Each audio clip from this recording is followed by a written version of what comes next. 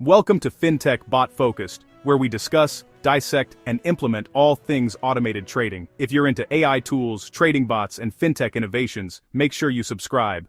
Today we're tackling something that separates traders who are still in the game from those who blew up their accounts. We're talking about the 5 bot parameter tweaks that can cut your drawdowns in half. And honestly, most people overlook these completely. They're not sexy, they're not flashy, but they work. Let's start with the biggest killer, position sizing, specifically the Kelly criterion versus max leverage. Here's what I see happen constantly. A trader builds a bot, backtests it, sees decent returns, and then cranks the leverage to the moon because the math says they can. Wrong move. Our analysis shows that 73% of bots that max out their leverage end up in complete account wipeouts. The Kelly criterion is mathematically optimal for long-term growth, but most trading bots don't use it. Instead, they use a fractional Kelly approach, maybe 25% of the Kelly value. It sounds conservative, but when you backtest this across volatile markets, you're protecting yourself from those inevitable black swan events. The difference: a bot running fractional Kelly survives corrections. A bot running max leverage doesn't. Now here's where it gets really interesting.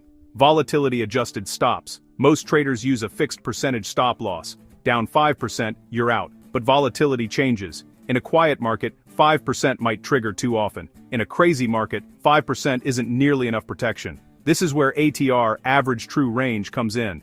ATR adapts your stop loss to actual market conditions. Our backtest data shows that bots using ATR-based stops reduce false liquidations by 35%, while catching genuine reversals faster. It's a one-line code change that pays dividends. And this is the part most people overlook: correlation filters. Your bot might be trading 5 different assets thinking it's diversified, but if those 5 assets all move together when stress hits, you're not diversified at all. Adding a single correlation threshold, dropping positions, when their correlation climbs above 0.8, cuts underwater periods by 40%. Your bot literally avoids the worst simultaneous drawdowns by sitting out correlated positions. It's passive risk management, and it works. Rebalance frequency is next. Daily, weekly, event-triggered. We ran a live test. Daily rebalancing generated 12% more transaction costs and didn't improve returns. Event-triggered rebalancing, only rebalancing when a position drifts more than 15% from its target, matched weekly performance with half the slippage. Your bot doesn't need to trade constantly. It needs to trade smart.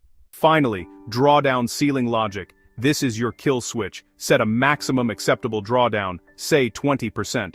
When the bot hits it, everything stops. No new positions, just monitoring. This single feature ensures you never turn a bad month into a career-ending loss.